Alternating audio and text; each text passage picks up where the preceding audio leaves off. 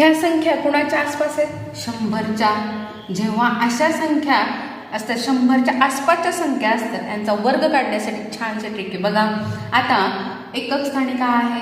2 unit प्लेसला आहे 2, म्हणजेच 102 मध्ये 2 ॲड करा म्हणजेच 104. ते झाले 104. आता 2चा वर्ग करा. 2चा वर्ग किती आहे? 4 म्हणजे 04. 04 का लिहिलं? कारण की 2 डिजिटमध्ये लिहायचे, 2 अंकामध्ये लिहायचे म्हणून 04. हे झालं ह्याचा वर्ग 102चा. 105चा वर्ग शेवटच्या युनिट प्लेसला काय आहे? 5 आहे म्हणजे 105 मध्ये 5 मिळवले 110 आणि 5चा वर्ग किती आहे? 25. हा झाला तुमचा वर्ग. 108. 108च्या युनिट प्लेसला काय आहे? एकक स्थानी आहे 8.